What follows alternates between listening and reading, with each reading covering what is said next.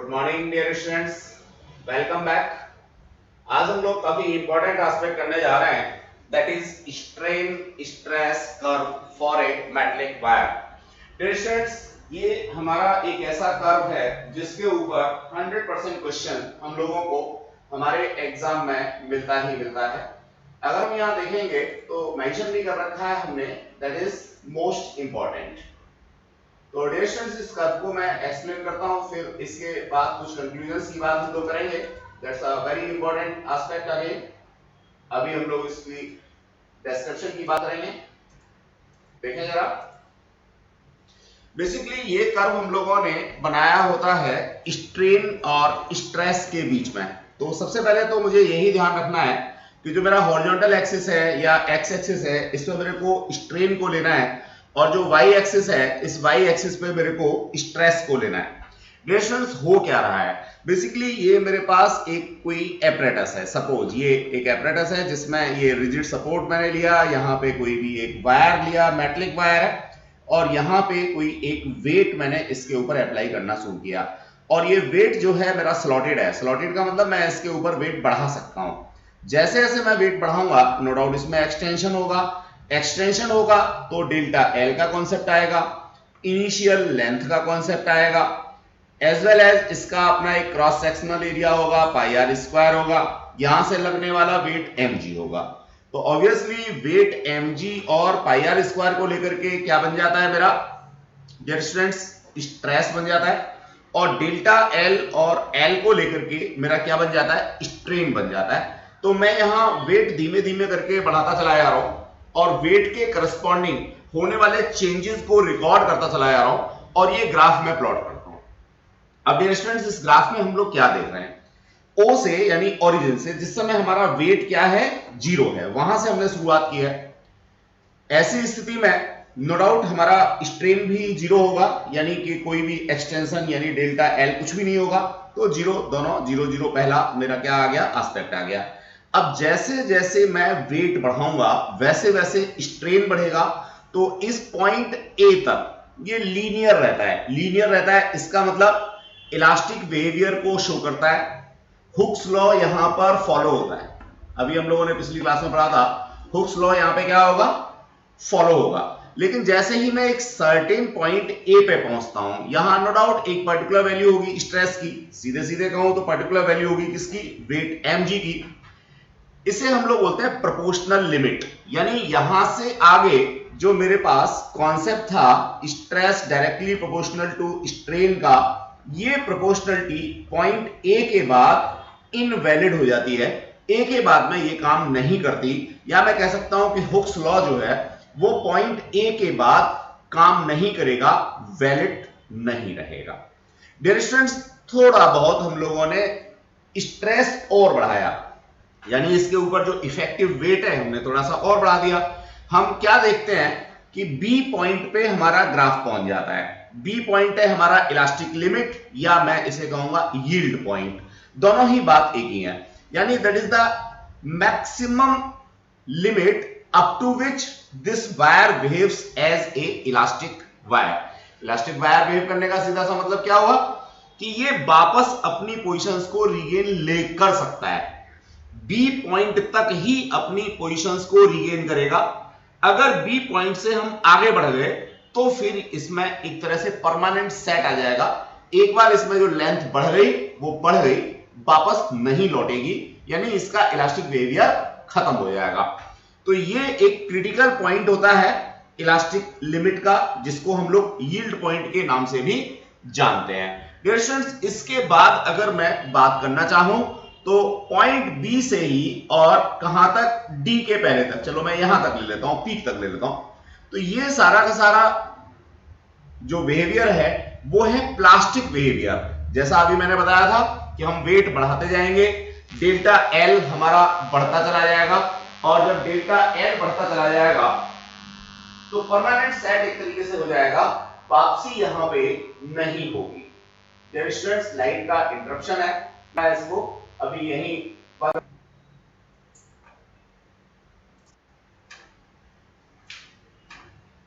Students, हम लोग बात कर रहे थे प्लास्टिक बिहेवियर की। तो यहाँ क्या होगा प्लास्टिक बिहेवियर में, बेसिकली एक परमानेंट सेट की पोजीशन आ जाएगी, यानी जो वायर में हमारा एक्सटेंशन हुआ है, जो डेल्टा एल एक्सटेंशन हुआ था, अब वेट हटाने के बाद मान लीजिए मैं इस वेट को हटा दूं यहां से, तो ये वापस नहीं जाएगा। इस चीज को हम लोग बोलते हैं परमानेंट सेट, और ये परमानेंट सेट जो है पॉइंट बी से ही शुरू होगा और यहां पीक तक जाएगा। Then after that is fracture point. Fracture point क्या होगा डियर स्टूडेंट्स, कि मैं यहां वेट mg की वैल्यू को बढ़ा रहा हूं और ये वायर जो है यहां से टूट जाएगा। यानी यहां से का मतलब कोई जरूरी नहीं है कि इसी जगह से टूटेगा, वो कहीं से भी टूट सकता है और परमानेंटली दो पोर्शन में क्या हो जाएगा, ये डिवाइड हो जाएगा। तो मैं इसे कहूंगा फ्रैक्चर पॉइंट। डियर स्टूडेंट्स, कोई भी पॉइंट हो उसको हम लोग दो तरह से डिफाइन कर सकते हैं। मान लीजिए मेरे पास पॉइंट सी ही है, तो मैं यहां एक ये परपेंडिकुलर ड्रॉ करता हूं, तो ये वाली वैल्यू आएगी किसकी, स्ट्रेन की। एक परपेंडिकुलर मैं ड्रॉ ये कर सकता हूं इस एक्सिस के ऊपर, तो ये वैल्यू किसकी आएगी, स्ट्रेस की। तो मैं फ्रैक्चर पॉइंट के लिए स्ट्रेस की वैल्यू निकाल सकता हूं, फ्रैक्चर पॉइंट के लिए स्ट्रेन की वैल्यू निकाल सकता हूं। जस्ट लाइक जो मेरा इलास्टिक लिमिट है या यील्ड पॉइंट है, इसके लिए मैं स्ट्रेस की वैल्यू निकाल सकता हूं, इसके लिए मैं नो डाउट स्ट्रेन की वैल्यू निकाल सकता हूं।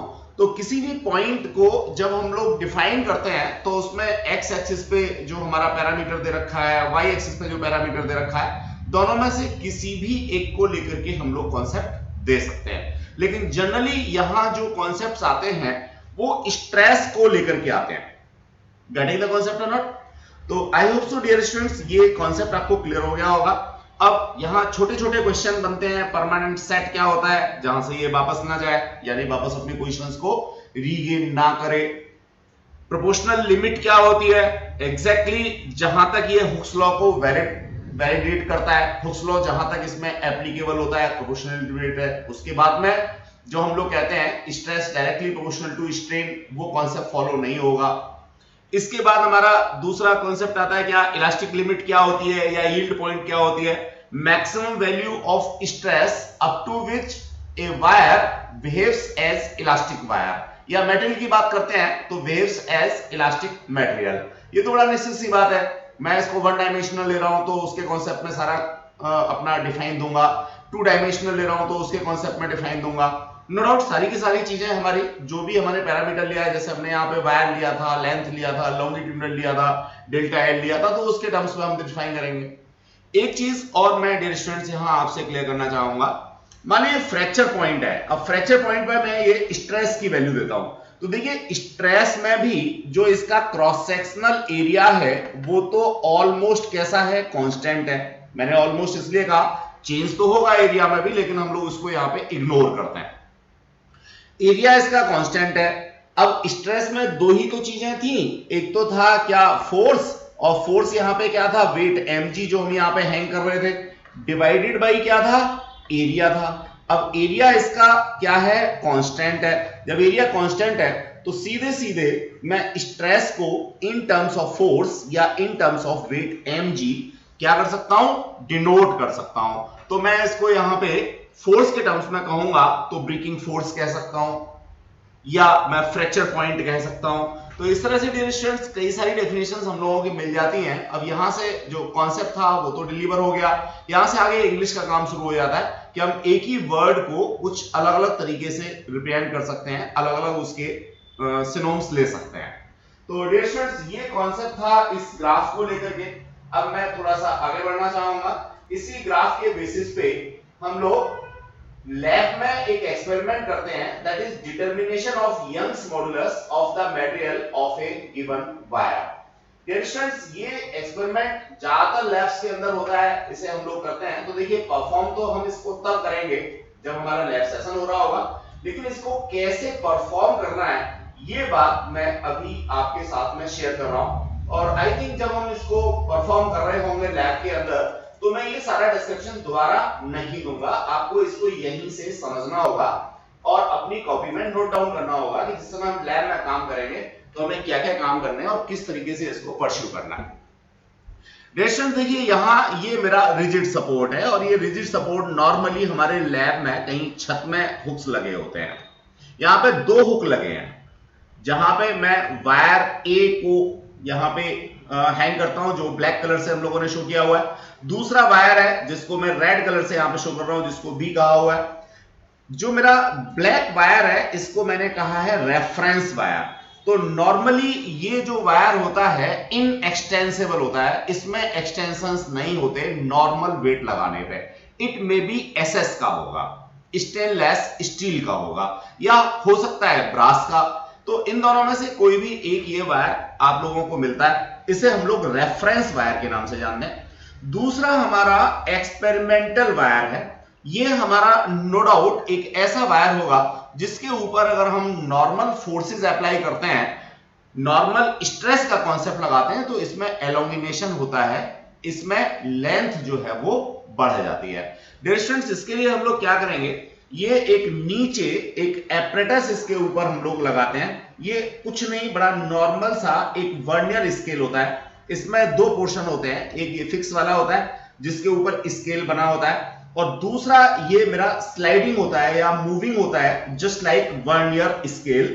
ये इसके ऊपर क्या कर सकता है, मूव कर सकता है। तो रेफरेंस वायर पे हम लोग एक कोई भी फिक्स्ड वेट यहां अप्लाई कर देते हैं, जिससे ये कैसा हो जाए, स्ट्रेट हो जाए, मतलब इसके अंदर स्लैग ना हो। कोई भी वेट एक हम लगा देते हैं। उसी समय एक दूसरा वेट हम लोग स्लॉटेड वेट जिसको कहेंगे, यानी इस वेट की वैल्यू को हम लोग कम या ज्यादा कर सकते हैं। तो एक पर्टिकुलर वैल्यू लगा करके हम यहां वर्नियर स्केल के 0 को मेन स्केल के 0 के साथ कॉन्साइड कर देते हैं। तो ये हमारा इनिशियल सेटअप हो गया डियर स्टूडेंट्स। अब हम क्या करेंगे, ये स्लॉटेड वेट जो हमारा होगा इसको बढ़ाते चले जाएंगे। जैसे जैसे हम स्लॉटेड वेट बढ़ाएंगे, ऑब्वियसली इस वायर में एक्सटेंशन होगा। इस वायर में एक्सटेंशन होगा तो ये वाला स्केल नीचे आएगा। तो ये मान लीजिए यहां पे आ गया, फिर यहां पे आ गया, या व्हाटएवर सो यहां पे आ गया। तो इस लेंथ को हम लोग मेजर कर लेते हैं, और लेंथ मेजर करने का प्रोसेस हमारा वही रहता है जो हम लोगों ने वर्नियर कैलिपर्स के एक्सपेरिमेंट में किया है। यहां कोई नई बात हम लोगों को नहीं करनी है। मैं कहूं तो जब तक वर्नियर कैलिपर्स वाला एक्सपेरिमेंट हम सही से परस्यू नहीं करेंगे, तब तक ये हो ही नहीं सकता। तो हमें पहले वो जरूर अच्छे से परस्यू कर लेना चाहिए। मैंने बताया ना, फिजिक्स में सारे कॉन्सेप्ट जो हैं वो एक दूसरे के साथ में इंटरलिंक होते हैं डियर स्टूडेंट्स, उनको हम लोग आइसोलेट कर ही नहीं सकते। तो वर्नियर कैलिपर से मेरे को क्लियर होगा तो ही मैं इसको कर पाऊंगा। तो अभी मैं यहाँ वर्नियर कैलिपर्स की वर्किंग नहीं बता रहा हूं, पहले करा चुका हूं, या जब हम लोग प्रैक्टिकल कर रहे होंगे उस समय एक बार और आपको एक्सप्लेन कर दूंगा कि कैसे आप मेजर करोगे, लेकिन आपको आना चाहिए। चलिए, तो डियर स्टूडेंट्स, ये जैसे जैसे जितना जितना नीचे आएगा, exactly that will be delta L, length में जो एक्सटेंशन हो रहा है। और ये यहाँ जो भी स्लॉटेड वेट मैं बढ़ाता चला जा रहा हूं, ठीक है, तो अलग अलग वेट पे अलग अलग डेल्टा एल होगा। मान लीजिए मैं वेट नंबर 1 पे डेल्टा L1 कहता हूं, वेट नंबर 2 पे डेल्टा L2 कहता हूं, वेट नंबर 3 पे डेल्टा L3 कहता हूं। तो डियर स्टूडेंट्स, ये टोटल वेट है जो हमने यहां पे हैंग किया हुआ है इस वाले एंड पे, और ये टोटल एक्सटेंशन है जो भी इसके अंदर हुआ है। तो बेसिकली हमें यहां से सिर्फ यही 2 रीडिंग लेनी होती हैं जो वेरिएबल है, जो वेट के साथ साथ चेंज होंगी। बाकी जो रीडिंग्स हैं, जैसे रेफरेंस वायर की इनिशियल लेंथ, ये मैं एक बार मेजर कर लूंगा। ये जो मेरे पास एक्सपेरिमेंटल वायर है, इसका क्रॉस सेक्शनल एरिया क्या है, तो इसके लिए स्क्रू गेज की हेल्प से हम लोग क्या निकालते हैं, डायामीटर निकालते हैं। तो नो डाउट डायामीटर हम लोग स्क्रू गेज का यूज करेंगे। तो अब देखिए यहां एक एक्सपेरिमेंट और भी जुड़ गया कि जब तक मेरे को यूज ऑफ स्क्रू गेज नहीं आता, मैं डायामीटर नहीं निकाल सकता। तो ऑब्वियसली वर्नियर कैलिपर्स का यूज भी मुझे इसमें आना चाहिए, और स्क्रू गेज का भी आना चाहिए। देन आफ्टर हम लोग इसको परस्यू कर रहे हैं। खैर, तो डियर स्टूडेंट्स, वो दोनों सब्सिडरी चीजें हैं, उनको हम लोग अलग से कभी डिस्कस करेंगे, या पहले की क्लासेस एक बार देख लेंगे तो वहां से हो जाएगा। बाकी यहां पे जो हमें काम करना है वो डेल्टा एल को मेजर करना है करस्पॉन्डिंग टू वेट जो भी हम लोग इसके ऊपर लगाते जा रहे हैं। और ध्यान रहे, हमें जो बैलेंसिंग वेट था जिस पर 0 था, उसको तो इसके साथ बैलेंस कर देना, उसको कंसीडर ही नहीं करना कहीं भी। हमें तो सिर्फ स्लॉटेड वेट को कंसीडर करना है। जैसे जैसे स्लॉटेड वेट बढ़ाएंगे वैसे वैसे डेल्टा L1, L2, L3 जो है वो मेरे आते चले जाएंगे। अब मुझे क्या करना होगा डियर स्टूडेंट्स, अब मुझे इन रीडिंग्स के बीच में एक ग्राफ प्लॉट करना होगा। तो मैंने आगे ग्राफ दे रखा है, ग्राफ की शेप बिल्कुल वैसी ही आती है जैसा अभी ऊपर हम लोगों ने स्ट्रेन स्ट्रेस कर्व के बारे में पढ़ा था। तो देखिए डियर स्टूडेंट्स, ये ग्राफ जो हम लोगों ने प्लॉट किया वो ये आ गया। अब ध्यान रहे, इस ग्राफ को हम लोगों को सिर्फ वहीं तक प्लॉट करना है जहां तक हमारा यंग्स या हुक्स लॉ फुलफिल हो रहा था, यानी जहां तक हमारी इलास्टिक लिमिट थी। इसके बाद अगर ऊपर वाले ग्राफ को आपने देखा हो तो वो कुछ इस तरीके से था, इसमें 2 पॉइंट थे, फिर ये ऐसा था। तो ये वाला जो पोर्शन मैंने अभी आपको यहां बना के दिखाया है, ये वाले पोर्शन की रीडिंग हमें लेनी ही नहीं है। हमें तो सिर्फ जहां तक इलास्टिक लिमिट हमारी वैलिड है, इलास्टिक लिमिट हमारी चलती है, वहीं तक इसको प्लॉट करना है, वहीं तक रीडिंग्स लेनी है। तो जैसा मैंने अभी बताया था, लोड यानी यहाँ पे जो mg हम लगाते चले जा रहे हैं वो ग्राफ पेपर के ऊपर प्लॉट करना है, और डेल्टा एल जो एक्सटेंशन है उसको प्लॉट करना है। नो डाउट ये डिफरेंट पॉइंट्स हैं, हम लोगों को मिले हैं डेल्टा एल और mg से। इन डिफरेंट पॉइंट्स को लेकर के हमने ये स्ट्रेट लाइन तक का ग्राफ ले लिया। यहां से अगर मैं इसका स्लोप निकालता हूं, दैट इज स्लोप थीटा, तो स्लोप हो गया tan थीटा, इसको मैंने यहां मेंशन कर रखा है डेल्टा एल ओवर mg। इसी तरह से दूसरी चीज मैंने यहां पे लिखी, stress equals to weight upon pi are square और strain equals to delta over L, delta L over L. तो ये तीन चीजें मेरे को यहां से मिल गई। अब इनकी हेल्प से मैं यंग्स मॉडुलस बड़े आराम से निकाल सकता हूं। कैसे? देखिए डियर स्टूडेंट्स, यंग्स मॉडुलस हम लोगों ने पीछे पढ़ा था, that is equals to stress upon strain, यही था। अब स्ट्रेस को मैं लिख लेता हूं क्या, mg over pi are square, और स्ट्रेन को लिख लेता हूं डेल्टा एल ओवर एल। अब डियर स्टूडेंट देखिए, पाई आर स्क्वायर यहां पे फिक्स है, एल यहां पे फिक्स है, तो ये दोनों वैल्यू वन टाइम मेजर करके मैं अलग रख दूंगा। ये जो mg अपॉन डेल्टा एल का कॉन्सेप्ट है, यही तो यहां से निकल के आया है।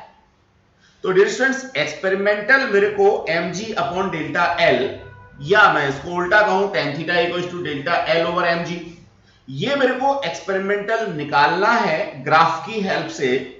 और स्ट्रेस और जो कॉन्सेप्ट था मेरा लेंथ का या वेट और लेंथ का, ये दोनों जो कॉन्सेप्ट हैं, ओरिजिनल लेंथ और original length and original cross sectional area, जो कि मेरे फिक्स थे, इनको मेरे को वन टाइम मेजर करके इस फॉर्मूले के अंदर प्लेस करना होता है। और mg अपॉन डेल्टा एल की जो वैल्यू है वो मेरे को ग्राफिकली ला करके यहां पे रखनी होती है। सारी की सारी यूनिट्स जो होंगी वो SI यूनिट सिस्टम में होंगी। अल्टीमेटली मेरा यंग्स मॉडुलस भी SI यूनिट सिस्टम में ही निकल के आ जाएगा। तो डियर स्टूडेंट्स, ये कॉन्सेप्ट था हमारे हुक्स लॉ एक्सपेरिमेंट का, जो हम लोगों को लैब में करना होता है। कैसे करते हैं ये बात मैंने आपको यहां पे समझा दी। अब डियर स्टूडेंट्स, इसी ग्राफ के बेसिस पे, ये वाला जो ग्राफ, कौन से वाला, जो स्ट्रेस स्ट्रेन कर्व था जिसमें हम इलास्टिक लिमिट की बात कर रहे थे, ब्रेकिंग पॉइंट की बात कर रहे थे, उसी के बेसिस पे हम लोग मटेरियल्स को डिफाइन करते हैं, क्लासिफाई करते हैं। तो नेक्स्ट कॉन्सेप्ट है हमारा classification of materials on the basis of stress strain curve. सबसे पहले जो हमारे मटेरियल्स यहां आते हैं डियर स्टूडेंट्स, वो आते हैं ductile materials. It may be आपने छोटी क्लास में पढ़ रखा होगा, ऐसे मटेरियल जिनकी प्लास्टिक रेंज काफी ज्यादा होती है, यानी इनके अगर मैं एक्सटेंशन की बात करूं, वेट लगाता जाऊं, ज्यादा स्ट्रेस लगाता जाऊं, तो ये आसानी से टूटते नहीं है। परमानेंट सेट वाली जो पोजीशन होती है वो काफी लंबी होती है। तो मैं इन्हें क्या कहता हूं, डक्टाइल मटेरियल कहता हूं। नो डाउट तीन कैरेक्टरिस्टिक्स मैंने यहां डक्टाइल मटेरियल की बताई। पहला, लार्ज प्लास्टिक रेंज, तो मैं इसको अपने ग्राफ के ऊपर भी डिस्कस करके बता सकता हूं। ये ब्रीफ करता हूं, यहां पे इस तरीके से कुछ ग्राफ था ये वाला। तो डियर स्टूडेंट्स, ये वाली जो लेंथ है कंपैरेटिवली काफी ज्यादा होती है, जिसे मैं लार्ज प्लास्टिक रेंज के नाम से जानता हूं। Fracture point is widely separated from the elastic limit. Elastic limit मेरी यहां पे थी और फ्रैक्चर पॉइंट यहां पे था, तो ये वाइडली सेपरेटेड यानी काफी दूर जाकर के होता है, काफी देर तक इसमें एक्सटेंशन होता रहेगा, परमानेंट सेट होता रहेगा, लेकिन ये टूटेगा नहीं। डियर स्टूडेंट्स, आगे बात ये कहता है such materials undergo an irreversible increase length, वही मैंने बताया कि ये परमानेंट सेट हो जाएगा, यानी आप यहां से अगर स्ट्रेस की वैल्यू को विड्रॉ करेंगे, वापस करेंगे, तो ये वापस अपने ओरिजिनल कॉन्फ़िगरेशन को अटेन नहीं करेगा, परमानेंटली लंबा होकर के रह जाएगा। तो डियर स्टूडेंट्स, ऐसे मटेरियल्स को हम लोग कहते हैं डक्टाइल मटेरियल्स। आई होप सो डक्टाइल मटेरियल्स की बात अगर आपके सामने आती है तो देखिए, नॉर्मल सी बात जो आप कहते हैं भैया इनकी प्लास्टिक रेंज ज्यादा होती है, फ्रैक्चर पॉइंट वाइडली सेपरेटेड होता है, ये बात आपको बतानी होती है। आगे मैं बात करना चाहूंगा, ग्राफ भी हमने यहाँ पे दे रखा है, ये इलास्टिक लिमिट दे रखी है, तो ये वाला जो पोर्शन है, ए से डी का जो पोर्शन है, वो डक्टाइल मटेरियल के लिए काफी लंबा होता है, जैसा अभी मैंने ग्राफ बना के दिखाया था। एग्जाम्पल की बात करेंगे तो यहाँ कॉपर है, सिल्वर है, आयरन है, एल्यूमिनियम है। Then after dear students, brittle materials, ब्रिटाइल को हिंदी में कहते हैं हम लोग भंगुर, ऐसे मटेरियल जिनके ऊपर अगर हम लोग स्ट्रेस लगाते हैं, कोई फोर्स अप्लाई करते हैं, तो ये टूट जाते हैं। इनमें जो परमानेंट सेट वाली या जो प्लास्टिक रेंज है कंपैरेटिवली काफी कम होती है। मैं कह सकता हूं डक्टाइल मटेरियल का बिल्कुल एक तरीके से उल्टा होते हैं ये। तो उन्हीं के बेसिस पे हमने इनको यहाँ कैटेगराइज भी किया हुआ है, कहा है material which have very small range of plastic, जो प्लास्टिसिटी की रेंज है वो काफी छोटी होती है। मैं ग्राफ की बात करता हूं तो वही मेरा स्ट्रेन आएगा, यहाँ पे स्ट्रेस आएगा। अब ये ग्राफ तो कॉमन है, ये इसके बाद में मेरा यील्ड पॉइंट आ गया। अब यील्ड पॉइंट के बाद जो फ्रैक्चर पॉइंट है वो बिल्कुल नजदीक होगा, यहाँ पे फ्रैक्चर पॉइंट होगा। तो मैं समझता हूं ब्रिटाइल मटेरियल्स का आपको कॉन्सेप्ट क्लियर हो गया होगा। ये जो यील्ड पॉइंट और फ्रैक्चर पॉइंट है, इसके बीच में डिस्टेंस काफी कम होती है, प्लास्टिक रेंज बहुत कम होती है, ये तुरंत ही टूट जाते हैं। कहां? जैसे ही हुक्स लॉ वैलिड होना बंद हुआ, उसके बाद आपने थोड़ा सा स्ट्रेस इंक्रीज किया तो ये क्या हो जाएगा? टूट जाएंगे। एग्जांपल के लिए क्या है? एसएस है या कास्ट आयरन कह सकता हूं मैं। देखिए एसएस में और कास्ट आयरन में कोई बहुत ज्यादा फर्क नहीं होता, सिर्फ फर्क होता है सिलिका और जो कार्बन की परसेंटेज है आयरन के अंदर उसका। तो डियर स्टूडेंट्स, ग्लास है, कांच है, सिरेमिक्स है, आपने देखा होगा चाय पीते पीते बाय द वे किसी के हाथ से ग्लास छूट गया, कप छूट गया तो वो तुरंत टूट जाता है। लेकिन कॉपर या जो स्टेनलेस स्टील है अच्छी क्वालिटी वाली, कास्ट आयरन वाली नहीं, वो तो नहीं टूटता। तो डियर स्टूडेंट्स, मैं समझता हूं अब आपको ब्रिटाइल मटेरियल भी क्लियर हो गया होगा। देन आफ्टर मैलिएबिलिटी, मैलिएबिलिटी का सीधा सा मतलब होता है चादर बनाने वाली या चादर में कन्वर्ट होने वाली या लंबे तार खींचने वाली जो क्वालिटी है। तो डियर स्टूडेंट्स, मैलिएबिलिटी को मैं यहीं से एक्सप्लेन कर सकता हूं। इनमें क्या होता है कि अगेन जो प्लास्टिक रेंज है वो काफी ज्यादा होती है, और एक बार इसके ऊपर हम कोई स्ट्रेस अप्लाई कर रहे हैं तो ये परमानेंट सेट ले जाते हैं, लंबी लंबी तार इसके खींचे जा सकते हैं, चादरें बनाई जा सकती हैं। That is the property termed as malleability. तो नो डाउट जो डक्टाइल मटेरियल होते हैं वो मैलिएबिलिटी की जो कैरेक्टरिस्टिक्स है उसको काफी हद तक फॉलो करते हैं या रखते हैं। अब बस मैलिएबिलिटी और डक्टाइल में जो कॉन्सेप्ट है उसको जरा थोड़ा सा हम डिफरेंशिएट करने की बात करें। हमने वहां लार्ज प्लास्टिक रेंज की बात कर दी, प्लास्टिसिटी की बात कर दी, लेकिन दोनों में डिफरेंस क्या है? अगर डिफरेंस नहीं है डियर स्टूडेंट्स तो दो वर्ड अलग अलग क्यों बनाए? मैं बिल्कुल इस चीज को यहाँ पे क्लियर करना चाहूंगा। डियर स्टूडेंट्स, बड़ा सिंपल सा कॉन्सेप्ट है। देखिए इस ग्राफ को अगर मैं देखता हूं तो ये मेरा थर्ड क्वाड्रेंट में मिल रहा है, ये अप्लाइड फोर्स मेरे को मिल रहा है, यानी वही स्ट्रेस हो गया बच्चों, और ये मेरे पास क्या हो गया? कंप्रेशन। अगर मैं इस ग्राफ को ऐसे पूरा करूं तो पहले वाला ग्राफ मेरा यहां पे था, तो देखिए जहां मैं बात कर रहा था किसकी?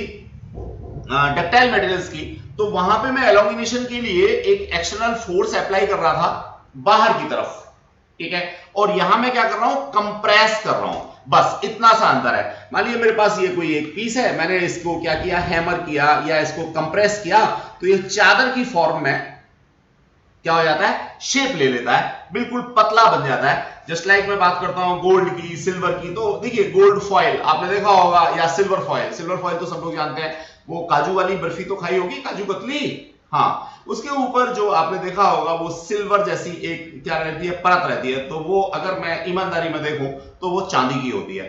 और डियर स्टूडेंट्स, एक स्मॉल एक्सटेंट में अगर मैं गोल्ड या सिल्वर को अपने शरीर के अंदर लेता हूं, एज ए फूड लेता हूं, तो वो नो डाउट मेरे बॉडी को काफी अच्छा इफेक्ट देते हैं। अगर हम आयुर्वेद में जाते हैं तो वहां स्वर्ण भस्म बहुत सारी मिलती है, कई सारी मेडिसिन के अंदर मिलती है। हम जो मिठाइयों पे भी क्या सिल्वर की परत यूज करते थे, राजा महाराजा जो पहले होते थे, अब तो सभी राजा महाराजा हैं, सभी लोग खाते हैं, लेकिन यहाँ डुप्लीकेसी भी बहुत हो गई है। यानी एक ऐसा मटेरियल जिसकी हम क्या बना सकते हैं, सिल्वर फॉइल जैसी बना सकते हैं, लस्टर्ड है, उसको कई बार यूज करना शुरू कर देते हैं। वो असली चांदी नहीं होती। तो जो असली चांदी होती है वो तो निश्चित रूप से हमारे शरीर में कहीं ना कहीं हेल्पफुल होती है, अच्छी होती है। तो हम जो बात कर रहे थे वो यहाँ पे कर रहे थे कि हमने इसको क्या किया, कंप्रेस किया है, जबकि ऊपर वाले कॉन्सेप्ट में किया था हमने इसको टेंशन दे करके लंबा किया था। तो ये दोनों वर्ड्स में अंतर है dear students. They can be hammered, यानी हथौड़ा लगाने से हम इनको बार बार पीटते हैं, पीटते चले जाते हैं, तो ऐसी स्थिति में थिन शीट्स की फॉर्म में हम लोग इनको कन्वर्ट कर सकते हैं। एग्जाम्पल क्या है, गोल्ड है और सिल्वर है या लेड है। चलिए इसके बाद हम लोग बात करेंगे इलास्टोमर्स। बेसिकली ऐसे सब्सटेंसेस जो हुक्स लॉ को फॉलो नहीं करते, यानी उनमें क्या होगा, जैसे जैसे हम लोग स्ट्रेस अप्लाई करेंगे वैसे वैसे एलोंगेशन तो होगा, लेकिन डायरेक्टली प्रोपोर्शनल नहीं होगा डियर स्टूडेंट्स। देखिए इस ग्राफ को हम लोग देखें तो स्ट्रेट लाइन ग्राफ नहीं है। अब हम इस पे स्ट्रेस अप्लाई करते जा रहे हैं और स्ट्रेन इसका है, लेकिन मैं इसमें क्या देखता हूं, पहले यहां तक तो ये लीनियर मिलता है मेरे को, इसके बाद में इसकी जो क्या है एन है या 10 वैल्यू है वो एकदम से राइज हो रही है, यानी स्ट्रेन में बहुत ज्यादा अंतर नहीं आ रहा और मैं स्ट्रेस बढ़ाता चला जा रहा हूं। तो they are termed as elastomers. That is the concept of elastomers. तो इलास्टोमर्स जो है वो हुक्स लॉ को फॉलो नहीं करते। डियर स्टूडेंट्स, अब इसको हमने यहां डिफाइन किया है, तो डिफाइन में जैसे एग्जाम में लिखोगे, कैसे लिखोगे, materials which can be elastically stretched to a large value of strain are called elastomers, but they does not follow Hooke's law। ये आप और लिख लीजिए। एग्जांपल के लिए रबर, जैसे हम लोग बालों में रबर बैंड लगाते हैं या नोट की गड्डी के ऊपर रबर बैंड लगाते हैं, that is the example of elastomer. ये अपनी पोजीशन को रीगेन तो करते हैं लेकिन 100% ओरिजिनल कॉन्फ़िगरेशन में नहीं आते। ये बात हम लोगों ने यहाँ पे बताई है। There is a no well defined plastic region। यहाँ प्लास्टिक रीजन जो है वो वेल डिफाइंड नहीं होता, हर बार अलग अलग होता है। तो डियर स्टूडेंट्स, एक और कैरेक्टरिस्टिक क्या, इनका जो यंग्स मॉडुलस है वो काफी छोटा होता है, वेरी स्मॉल होता है। तो आई होप सो ये बात आपको क्लियर हो गई होगी। अब एज यूजुअल हर क्लास के एंड में हम लोग एक न्यूमेरिकल करते हैं, जिसके बेसिस पे हमें ये पता लगता है कि आज जो हमने कॉन्सेप्ट पढ़ा वो हमें कितना समझ में आ गया। तो डियर स्टूडेंट्स, अगर मैं देखता हूं तो पूरे के पूरे चैप्टर में फॉर्मूला ही एक है। क्या है वो फॉर्मूला मैं लिख लेता हूं, Young's modulus equals to stress over strain, और इसको रीडिफाइन करता हूं तो stress that is equals to weight mg या force upon pi r square, where r is the radius of wire. Strain की बात करता हूं तो delta l over l। I hope so इसमें अगर मैं देखूं तो एक वेरिएबल, दूसरा, तीसरा, चौथा, पांचवा, छठवां, 6 वेरिएबल है। 6 में से किसी भी तरीके से वो आपको 5 देगा, छठवां आपसे पूछ लेगा। अगर वो एज कंसोलिडेटेड स्ट्रेस देता है तो ये दो चीजें अलग अलग करने की जरूरत नहीं है, कंसोलिडेटेड स्ट्रेन देता है तो ये दो चीजें अलग अलग करने की जरूरत नहीं है। अगर वो सारी चीजें अलग अलग करके देता है तो ये आपके पास में कॉम्प्रिहेंसिव फॉर्मूला है, बस इसमें इतना ध्यान रखना है। Mass must be measured in kilogram, g must be acceleration है तो क्या वही मीटर पर second square, r again in metre, अब वायर है उसकी रेडियस नो डाउट मिलीमीटर में ही आपको दे रखी होगी, 1 मिलीमीटर, 2 मिलीमीटर, 3 मिलीमीटर, तो उसको आपने मीटर में कन्वर्ट करके लिखना है। ज्यादातर बच्चे क्या करते हैं, मीटर में कन्वर्ट तो कर देते हैं लेकिन जब उसका स्क्वायर करते हैं तो गलती कर देते हैं। अब भैया आंसर तो गलत ही हो जाएगा अगर किसी भी स्टेप पे गलती होगी तो। इसी तरह से डेल्टा एल बहुत छोटा होगा, 1 मिलीमीटर, 0.5 मिलीमीटर, 2 मिलीमीटर, अब इसको भी मीटर में कन्वर्ट करके लिखना है। हाँ, इनिशियल लेंथ जो है वो सेंटीमीटर में जनरली आपको प्रोवाइडेड होती है तो आप उसको भी मीटर में ही कन्वर्ट करके लिखोगे। तो यूनिट कन्वर्जन का विशेष रूप से यहां ध्यान देना है क्योंकि डिफरेंट यूनिट्स में हम लोगों को मिलता है। बाकी तो मैं समझता हूं क्वेश्चन कैसा भी हो एक ही फॉर्मूला यहां पे काम कर रहा होता है, बस उसको समझने वाली बात होती है। अब मैं ये क्वेश्चन रीड करता हूं और फिर डालते हैं। ए स्ट्रक्चरल स्टील, अब यहां से क्या पता लग रहा है, देखिए जो भी वैल्यू निकल के आएंगी वो हमें कहीं ना कहीं एक इंफॉर्मेशन देगी। कि इंफॉर्मेशन क्या देंगी कि वो स्ट्रक्चरल स्टील के लिए सारी वैल्यूज निकल के आ रही हैं। अब ये स्ट्रक्चरल स्टील क्या है, आपने देखा होगा लोहे का पुल, भाई यमुना नदी पे पुराना एक पुल है लोहे वाला, तो that is made from structural steel. Getting the concept और not? Rod has a radius of 10 millimetre. अब देखो पहली बात जो हम कह रहे थे यहां पे रेडियस 10 मिलीमीटर है, तो r इक्वल्स टू 10 मिलीमीटर मैं लिखूंगा और साथ ही साथ 10 इंटू 10⁻³ मीटर भी लिख दूंगा, जिससे कि कोई गलती होने की चांसेस ना हो। इसके बाद एंड लेंथ ऑफ 1 मीटर, चलो भैया L जो है वो तो 1 मीटर सीधे सीधे आ गया। इसके बाद में कहता है a force of 100 kilo Newton, small k stand for kilo, तो दैट इज वेट mg, या इसको फोर्स कह सकते हो 100 इंटू 10⁻³ न्यूटन। अब न्यूटन ऐसा ही सिस्टम का है, चलेगा, ठीक है। Stress it along its length, calculate the stress. सबसे पहला काम तो स्ट्रेस निकालना है, तो भैया बिल्कुल ठीक है, इंटरमीडिएट स्ट्रेस मेरे को पता है क्या mg ओवर पाई r स्क्वायर होता है। अब g की वैल्यू उसने दी नहीं, कोई दिक्कत नहीं है, g की वैल्यू आप लोग 9.8 इंटू 9.8 मीटर पर सेकंड स्क्वायर ले लोगे। अब डिस्टेंस कैलकुलेशन में अगर आसान हो रहा हो तो आप इसको 10 भी कंसीडर कर सकते हो, लेकिन आपको लिखना होगा let the gravitational acceleration be 10 metre पर सेकंड स्क्वायर। तो स्ट्रेस आ गया जी। फिर इसके बाद में एलोंगिनेशन। अब वो एलोंगिनेशन हमसे पूछ रहा है, इसका मतलब डेल्टा एल पूछ रहा है। डेल्टा एल को हम लोग क्या कहते हैं, एलोंगिनेशन कहते हैं। निकालने का तरीका फिर वही होगा कि भैया आगे कुछ और, जैसे यंग्स मॉडुलस ये दे रखा मुझे आगे, तो ये दे रखा है, ये मैंने अभी निकाला ही है, डेल्टा एल मुझे निकालना है, इनिशियल लेंथ मुझे दे रखी है ऊपर। तो डियर स्टूडेंट्स कुछ नहीं है न्यूमेरिकल, देखो मेरे कहने से नहीं, आपके करने से। आप क्या करोगे, स्टेप बाय स्टेप लिखते चले जाओगे सारी चीजों को, फिर कॉम्प्रिहेंसिव फॉर्मूला आपको पता है, आप एक एक करके निकालते जाओ, आपके पैरामीटर्स जो अननोन है वो कम होते चले जाएंगे और फाइनली आप सारे निकाल पाओगे। तो जैसा मैंने अभी बताया, यहां पे जल्दबाजी की बिल्कुल जरूरत नहीं। आपने mg निकाला, पाई r स्क्वायर निकाला, दोनों से स्ट्रेस निकल गया, एक काम खत्म। यंग्स मॉडुलस ये मेरे को बाद में दे रखा है, अभी पूरा क्वेश्चन मैंने पढ़ा नहीं था, आप पढ़ लेंगे। यंग्स मॉडुलस मुझे दे रखा है, इसका मतलब डेल्टा एल ओवर एल जो स्ट्रेन है वो अननोन क्वांटिटी रह गई, तो उसने स्ट्रेन भी निकलवा रखा है, यानी एज ए होल आप डेल्टा एल ओवर एल भी निकाल दोगे। अब इसमें एल मेरे को डायरेक्ट दे रखा है, कितना दे रखा है, 1 मीटर दे रखा है। तो जब मेरे पास डेल्टा एल ओवर एल की वैल्यू आ गई, यानी स्ट्रेन की वैल्यू आ गई, तो उसमें एल की वैल्यू 1 मीटर डालते ही मेरे को डेल्टा एल यानी कि एलोंगिनेशन आ जाएगा, जो इसने यहां पे पूछ रखा है, ये रहा एलोंगिनेशन पूछ रखा है, तो ये भी आ जाएगा। मुझे नहीं लगता कि कोई मुश्किल काम इसमें है, आपने थिंक प्रोसेस लगाना है, थोड़ा धैर्य से काम करना है, और नो डाउट आगे लिखा हुआ है एनसीईआरटी। तो एनसीईआरटी की खासियत अगेन, ये सारे पैरामीटर्स भैया यंग्स मॉडुलस किसका, स्ट्रक्चरल स्टील का, किस ऑर्डर का होता है, 10⁻11 का। एक क्वेश्चन बन गया आपका कि स्ट्रक्चरल स्टील का यंग्स मॉडुलस किस ऑर्डर का होता है, भैया 11 ऑर्डर का होता है। एसआई सिस्टम में यूनिट आपकी होगी, यहां पे ये आपका 5 से छोटा होगा, यानी साइंटिफिक नोटेशन में आप लिखोगे जैसा आपने फर्स्ट यूनिट में फर्स्ट चैप्टर में पढ़ा रखा है। तो एक क्वेश्चन और तैयार हो गया आपका।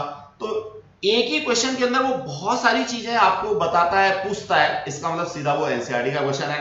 तो मैं बच्चों बार बार आपसे कहता हूं कि आपने एक्सरसाइज 100% एनसीईआरटी की जरूर करनी है, बाकी जो भी करना है वो बाद में कीजिएगा, पहले एनसीईआरटी के सारे क्वेश्चन जरूर लगा लीजिएगा। जो इंपॉर्टेंट या ज्यादा इंफॉर्मेटिव क्वेश्चन है वो हमने यहाँ पे दे रखे हैं, तो टेंशन लेने की जरूरत नहीं है, पहले इन क्वेश्चंस को लगाइएगा। चलिए अब देखिए इसको हम एग्जाम में लिखेंगे कैसे, ये बात मैंने यहाँ सॉल्यूशन की फॉर्मूला दे रखी है।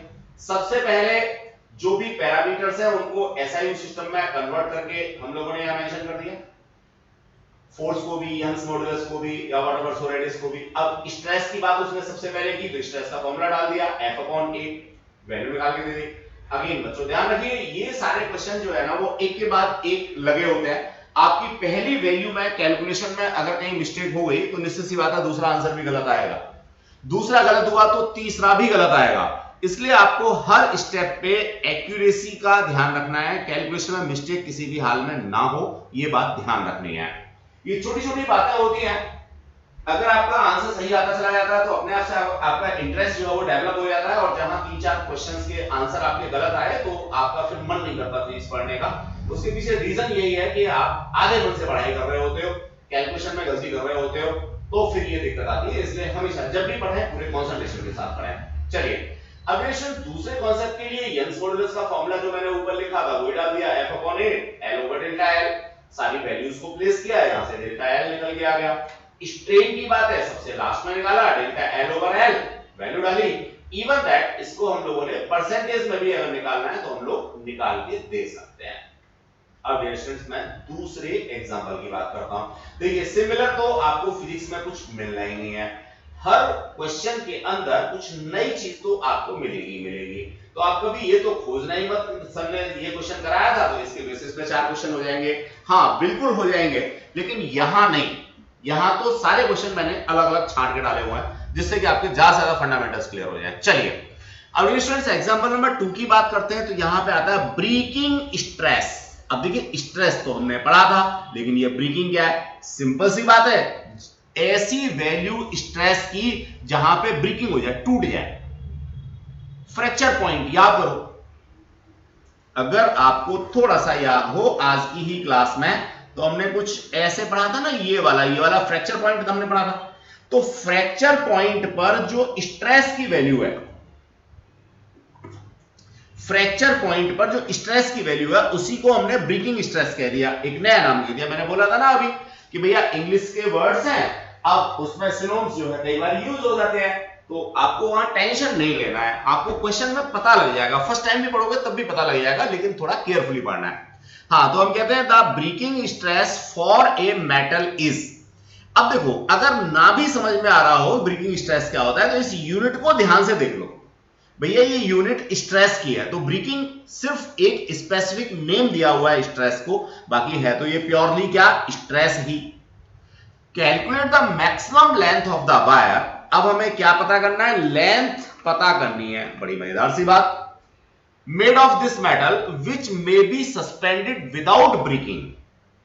The density of metal is this one, take G equals to 10 newton kilogram पर किलोग्राम। चलिए तो डियर स्टूडेंट्स अब क्वेश्चन को मैंने फ्रेगमेंट्स में पढ़ा तो समझ में नहीं आया, हो सकता है आपको आ गया हो, चलिए अच्छी बात है। अब मैं दोबारा पूरा क्वेश्चन एक बार में पढ़ूंगा, आप भी ये काम कर सकते हैं। क्या?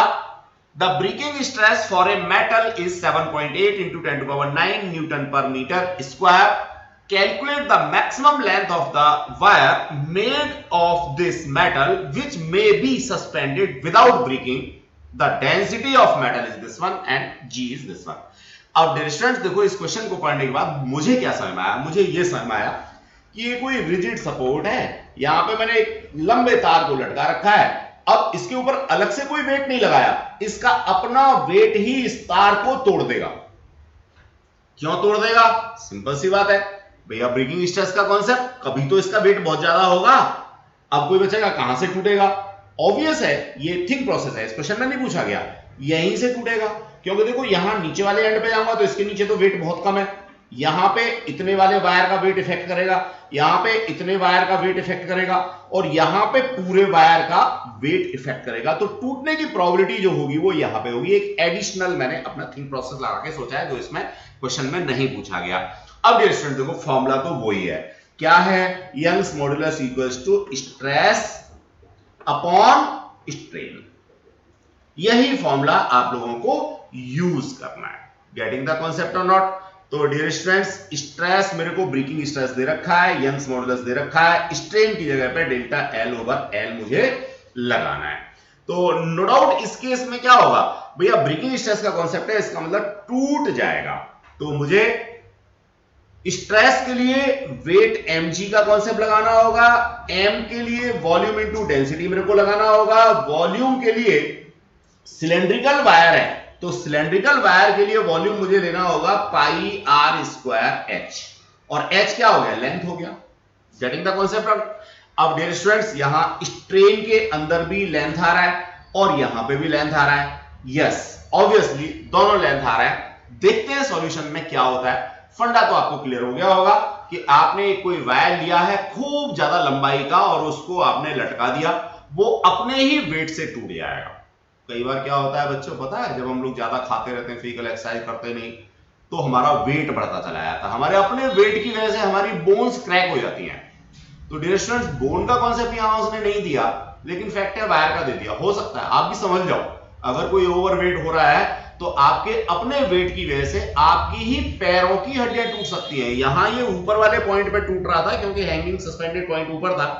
और हमारी बॉडी में क्या होता है, सबसे ज्यादा वेट हमारी जो लेग्स की क्या बोन्स होती हैं उनके ऊपर पड़ता है। तो थोड़ी सी उल्टी सीधी टेढ़ी बेढ़ी पड़ी, फट से टूट जाती है ज्यादा वेट की वजह से। तो आप भी अपने वेट को थोड़ा कंट्रोल कर लो, थोड़ा डाइटिंग कर लो, या डाइटिंग भी मत करो, मजे से खाओ, लेकिन एक्सरसाइज कर लिया करो।